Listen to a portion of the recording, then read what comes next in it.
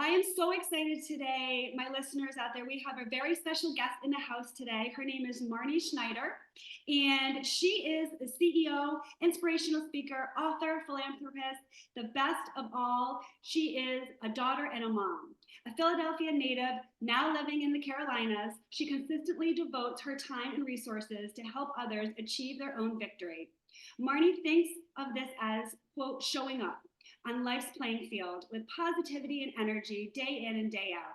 Gameday, Marnie's passion for sports shines through in her book series, Gameday in the USA. Welcome, Marnie. Oh, thank you, Robyn. So nice to be here. Thanks for having me. Absolutely. I'm so excited to talk to you and dive into Gameday, your background, family, health, everything that people might be curious about, or things that you want to share that can add value to my audience. Sound good? Yeah, definitely. So, for me, I grew up in a family that obviously was centered around sports, in particular football. So it was really important for me as an adult to be able to teach my kids some of the lessons about sports and things that you learn from watching people compete and participating yourself. I really think that sports are the universal language, and so getting an understanding of that and sharing that with anybody that will listen really does excite me. And a few years ago, my mom Susan, who is the first and still the only female to have ever run a professional football team, my mom and I are very, very close, and she said to me, why don't you take out, all those notes that you had written and the stories that you had written when you were a young girl traveling around, and let's turn that into something. And so for a couple reasons, that was so special. It gave me a chance to collaborate with my mom. She's now in stage 7 of dementia, but in the beginning we were able to really work together, and I had that experience of working with her, and there's nothing like it. So I'm very thankful for that. But also what I realized was that there was a huge appetite to get kids excited about reading and playing, and then also being a fan. And while playing professional sports might be out of reach for a lot of people, being a fan is not. So being a fan of anything, and the thing is, like, I love sports, so I love being a sports fan, but I think being a fan of your friends, being a fan of your family, being a fan of people that are in your life, like teaching people how to be a fan is really fun for me to get to do. Absolutely. And I think, being a fan is something that is underrated in most things and with most things that we do in life. Because, like you mentioned, Marnie, you can be a fan of sports, you can be a fan of reading, you can be a fan of so many different things in your life. And most importantly, you absolutely should be a fan of yourself. And I think so many times it's really hard for people to be a fan of themselves, where they're a cheerleader for everybody else but themselves. So if you could touch a little bit on that, as far as, are you a fan of yourself, and who are you the best fan for? Like, what is your favorite thing to be a fan of?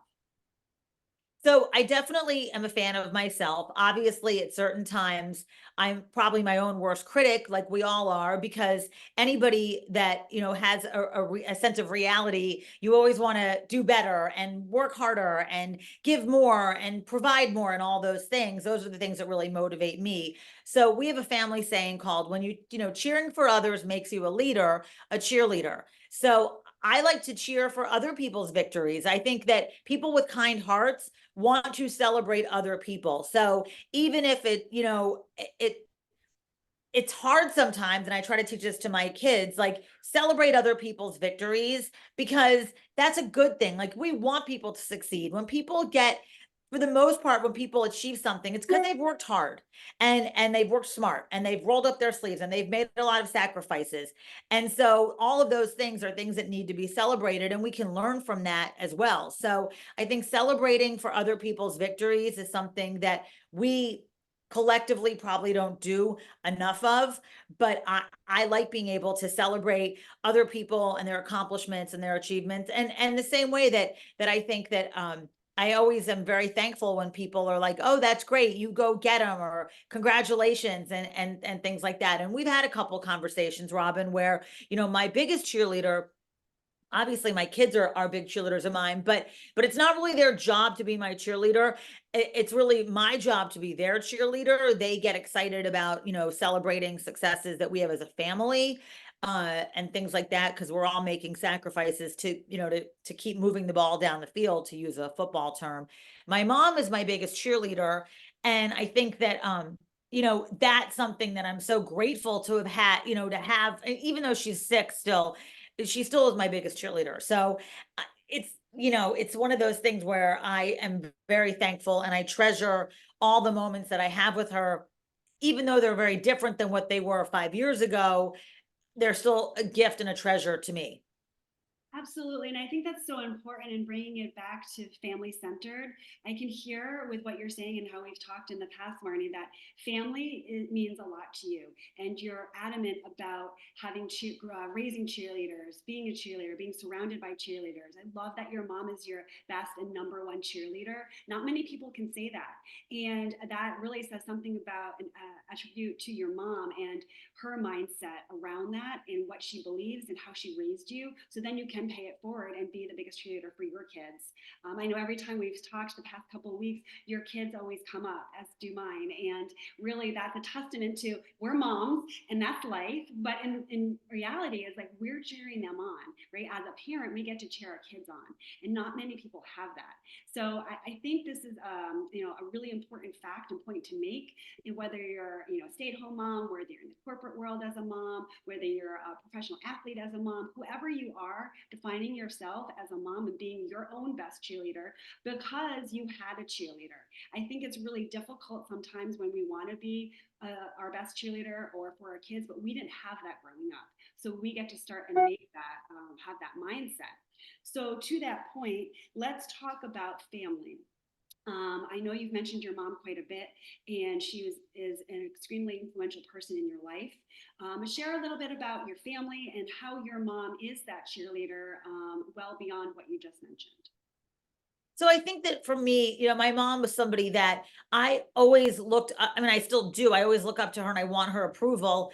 I think that my mom was somebody that was, when I think about my relationship with my mom, and people say to me, you grew up and your grandfather on a team, and there was definitely a lot of unique experiences, but my mom really tried to make the experiences special, but not like grandiose, if that makes any sense. And the other thing is that, like, appreciating every single opportunity and appreciating it and not taking it for granted, and respecting the surroundings of it and enjoying the moment of it, which I did. And at times, I was probably a spoiled little brat at times, and as just because I was just a jerk and whatever, and she would remind me in a pretty nice way of, like, you know this is a really cool thing. Like, I know you're tired and I know you're hungry, but, like, we all are tired and we're all hungry, and, sorry about that. And it's like, it's interesting because, eh,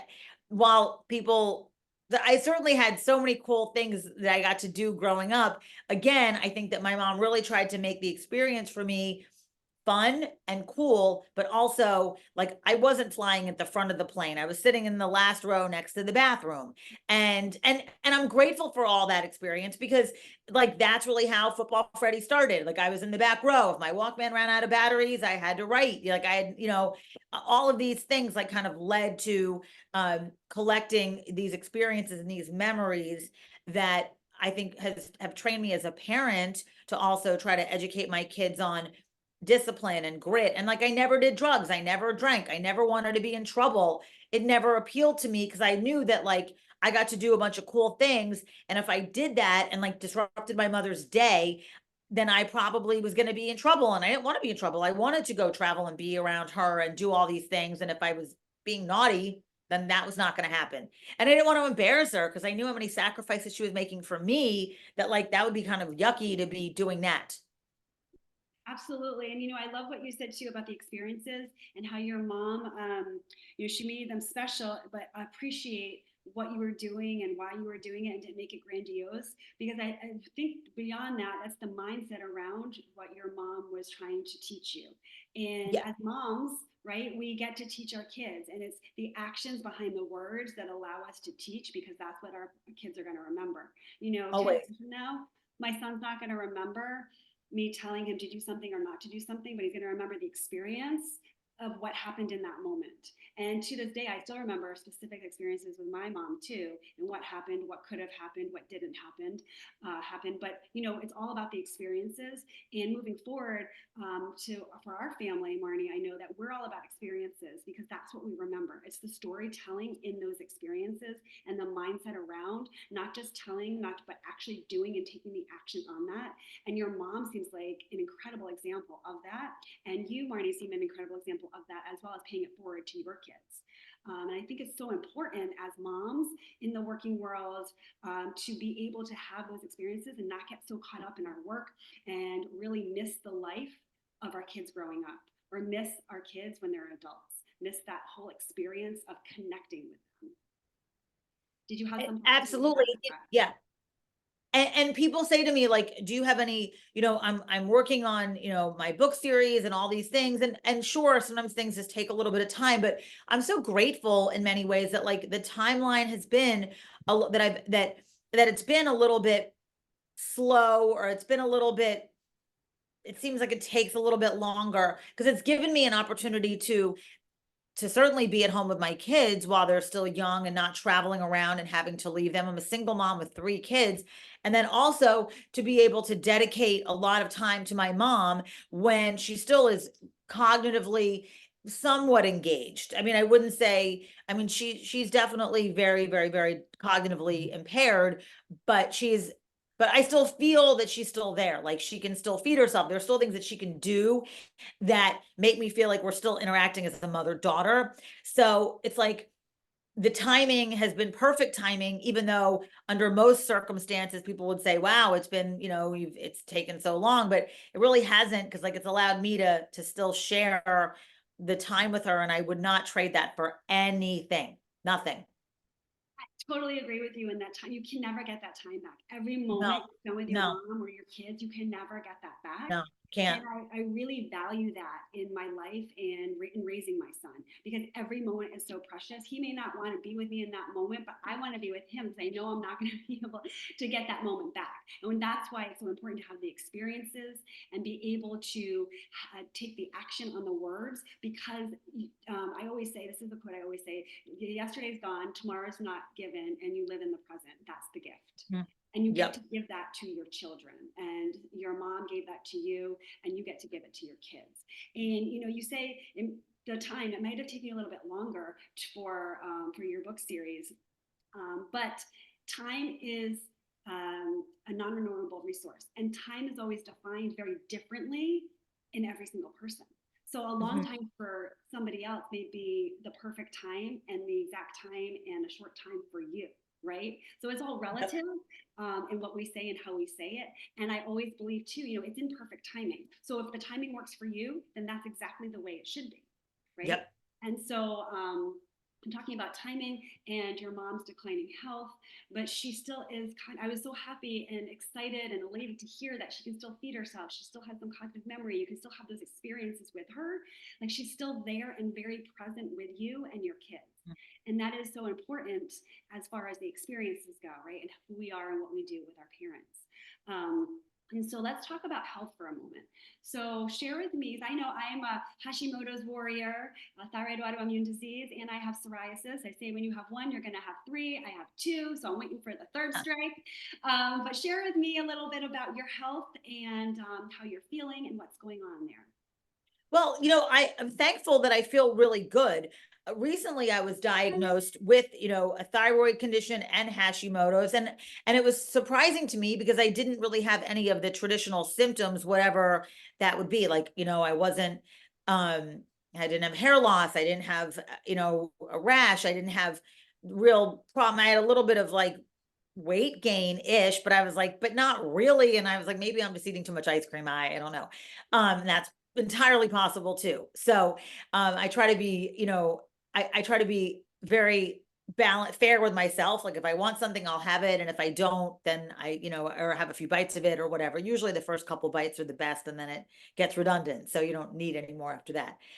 So as far as health goes, I'm very interested in all the health stuff because my mom has dementia. So making sure that she eats really clean and non-inflammatory and finding ways to get all vitamins and nutrients and stay hydrated and be healthy and physically fit and all that stuff. Because it's about, the mind, body, and the spirit. They all work together to either keep you healthy or maybe get you feeling a little bit better. I definitely know that my mom is doing so well because her diet is good and she's loved and she gets a lot of hydration.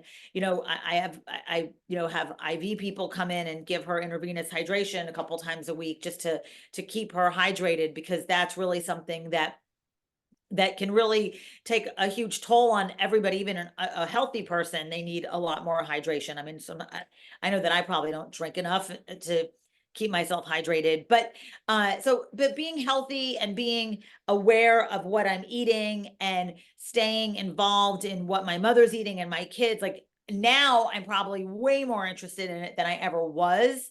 And so finding, things that do work for me and finding things that don't are definitely a kind of a fun little scavenger hunt. And then also making sure that my kids, eat healthy, which they do, but not holding myself accountable for some of the things that we all ate that probably were not so good, but that's okay. I call that food freedom. So Yeah. I 100% wholeheartedly believe in food freedom, because if we eliminate it completely, it's not sustainable over time. So, Yeah. having a thyroid condition, Hashimoto's, not having any symptoms, that is completely typical of 99.9% of the population that is diagnosed with Hashimoto's and thyroid issues, because they're so similar to so many other things. Autoimmune diseases are the silent diseases, what I call it. And, they're very difficult to diagnose because the symptoms are so similar, right? So similar to me, same thing with you. I went in for blood work for something and I came out with an autoimmune disease that I couldn't even pronounce, right? I didn't have hair loss. I didn't have brittle nails. I didn't have any of the skin issues. I didn't lose weight. I didn't gain weight. I had no symptoms. I had just had a baby. My son was 3.5. And it's normal. Most women do get diagnosed in their 30s after they give birth to their children. But I mean, I had been 3.5 years, right? So I probably did have it right after I gave birth, but no one diagnosed it. And the exhaustion, I definitely had exhaustion, but people chalk it up to, oh, you have a kid, oh, you're working, or you're a full-time working mom. There's all these excuses, right? And so I think it's very common for the listeners out there that if you're feeling in your gut that something else is wrong, definitely get it checked out, get the blood work done. Most doctors only test for T3 and T4 for thyroid conditions, but you need to test also reverse T3 and antibodies. That's the one, the trigger, the antibodies. Mine were off the charts. And that's same why, here. right? See, there you go. And no, most doctors don't test for that. So I had to go to a specialist, and they're like, Robyn, you need to really go to an endocrinologist because your antibodies are off the charts, and that's a key indicator that your body's not functioning right, and it's not your fault. That's the other thing, right? It's not your fault. These are hereditary diseases that you have because they're in your DNA, and there's nothing you can do. I always say, you know what? I didn't sign up for this, but it's who I am. It's who God put me into on this earth, and I get to deal with it. You can either choose to deal with it, or you can choose to not deal with it and be miserable and say, oh, poor me, poor me. Or you can actually take action. And like we mentioned before, Marnie, have the experience of feeling good, educating yourself on nutrition. That's exactly what I did too. I educated myself on proper nutrition, how to fuel my body, what works for me, what doesn't. Some things work, some things don't. I'm gluten and dairy free now. Always been allergic to dairy, which is great because dairy doesn't like your thyroid either. And I went gluten free because it was bloating me, making me feel constipated, just not feeling good, right? So there's that combination of finding things that feel good. And you mentioned also, Marnie, hydration. Oh, that's a good one, because so many people don't drink enough water during the day. And a quick tip is that you're supposed to, it's recommended to drink half your body weight in ounces of water daily. And I actually was just talking to my sister about this recently, and she was like, wait, what? I'm like, yeah, you're supposed to do that. So you go to the bathroom more often and you're hydrating your body and your skin and nourishing everything. And she was like, whoa, like that's a lot of water. I'm like, it is a lot of water. But when you start doing it and you just ease yourself into it, then it's really not, because you're going to start feeling better, right? There's so many things that have to do with hydration. And so tell me a little bit about what you have changed in your nutrition, Marnie, or what serves you with having the autoimmune disease, for food, nutrition. What are your go-tos? Or what Well, does so it? definitely I've tried to wean myself off of gluten because it's not good. So we know that, and we know that it's inflammatory. I've read that, if you freeze bread and then toast it, it's a little bit less glutinous. So, I mean, there's certain things that one can do.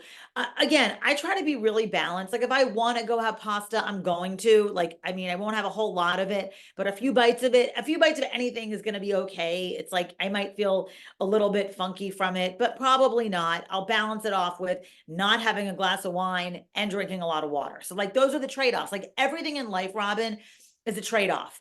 And if you can figure out that, like, then that's kind of like how I try to live my life. Like, okay, if I want that new dress, then I'm going to have to work a little bit harder physically to fit into it, and then make some trade-offs. Like maybe I won't, go do these certain little, extra things that month or whatever it is. Everything is about trade-offs. And then I think that like you feel better. As far as food and diet go, I've really done a lot of research on hydration and just finding ways to stay hydrated. I've got a couple products that I take, and then I give my mom too, that have all, vitamins in them. This thing called jelly drops, and I take a few of those a day. Try to drink water. Again, try to just less sugar, a little bit more hydration, and that's kind of it. But again, it's all about balance and trying to find what works. And it's always a sliding scale. Next week I'll be traveling a lot, so like I know that that's going to be hard on my body. So beforehand, I'll try to go, and even though it's a splurge, go get an IV drip and get a bunch of fluids in my body before I leave so that I'm hydrated for the airplane ride. And I'll probably do it again when I come back, even though again, it's like a little bit of an extravagance, but it's like I know that my body will appreciate it. And so I'm willing to make that trade-off. So it's, whatever. I don't go shopping that month, and it's okay. I'll be fine, but again, it's just all about trade-offs and knowing like what your body needs, getting sleep, trying to get sleep, trying to do all those things, pretty basic stuff that like, our grandmothers told us, That's so funny that you say that. It's so true. It's so basic, but most people don't do it, right? Or don't think about it. Sleep is one of the most important things. And I'm guilty of it too. I think I got 6 hours of sleep the past 2 nights, right? Consecutively, which is almost equal to maybe a full night's sleep. But but you just wake up and function, but it's not ideal, but you have to sacrifice and do things. That's trade-offs. yeah. It's true, right? It's like everything in life is a trade-off. And if you understand that, then you're able to live and have the experiences you want and not feel that you're missing out on anything, really. Yeah. And I think my mom told me that at a young age, like everything in life is a trade-off. And so like when that's kind of like your mantra, like okay, that. Like it's not like, there's no surprises. Like everything in life is a trade-off. And so you have to just figure out what that is and how that works for you and what that looks like, and be okay with, making compromises. And I feel like compromises are a really healthy thing for communication, for yourself. Like all of that stuff, because overindulgence does not lead anybody to a good place ever. It just doesn't. It's like those aren't even my rules. It just is a fact. Absolutely, 100%. And overindulgence in anything, whether we're talking about food or we're talking about gambling or we're talking whatever the subject matter may be, it's everything. My dad always told me too, it's everything in moderation. And I Yeah. truly believe that. And that's where food freedom comes in, because everything in moderation. If you want a slice of pizza, you know that you may not feel great if you have the whole pie. But if you have one slice of pizza with a healthy salad, you're probably going to be fine, right? And it's just understanding that, having that mindset behind and the discipline to be able to do that, right? So super great tips and helpful, Marnie. Thank you so much. And so tell us, we're all waiting here at the edge of our seats. Share a little bit about Gameday and what that is and how it helps kids across the country. So Gameday in the USA is my fan engagement children's book company. Started working on it a couple years ago. I mean, really many, many years ago as a young girl, like I mentioned earlier. I have 9 books. Football Freddie. Football Freddie's a young girl based on me. And Fumble the dog. Fumble is a real dog. He's actually sitting right behind me. Here he is. for everybody. I saw him peek his head in. Yeah. Football Freddie and Fumble the Dog Game Day. And in each book, I have 9 books so far: Philadelphia, the Carolinas, Atlanta, Chicago, Pittsburgh, Green Bay, Dallas, Fort Worth, Tampa Bay, and our newest book, Gameday in Canton, which isn't one football team. There's 32 teams that are represented there because it's for the Hall of Fame. So it was really fun to team up with them and do that project with the Hall of Fame. So each book takes you on a tour through a different football city, and you get to learn a little bit about the sites of what's going on, the history, some of the fun stuff that happens, and then make your way to the game to cheer on the home team. Again, being a fan is something great. In every book, except for Philadelphia, Freddie has a tour guide to show her around the city. So, for example, Game Day in Pittsburgh, Freddie's tour guide is a young man named Hugh. Hugh is a real person. He's my college roommate's son. And the great thing about Hugh is that he's the best person that's going to ever show you around Pittsburgh, and he's autistic. So we were able to really celebrate the fact that while Hugh might be autistic, he still is the best tour guide for the city of Pittsburgh. So I'm really proud of everything Stacy's done for the autism community and was able to incorporate that in my book series. So in Game Day in Pittsburgh, Hugh and Freddie travel around, and Hugh's autistic. In Game Day in Tampa Bay, Freddie's friend, Frederico, who's a real person also, Frederico has cerebral palsy. Frederico was living at the Ronald McDonald House. He's from Brazil. I met his family there, and I said, oh, I would love to, work with you guys and have Frederico and Freddie travel around the city of Tampa Bay. They had been there for a long time, so they knew it. So it was a way for me to incorporate some things that were going on in my friends' families' lives and still celebrate, travel, tourism, and show that, kids from all over, all different things are maybe happening in families, and and also bring in other things that I think genuinely normalize what it's like to be a child. I love that. And how important is that to normalize what it's like to be a child? Yeah. So important. Yes. And I'm really excited.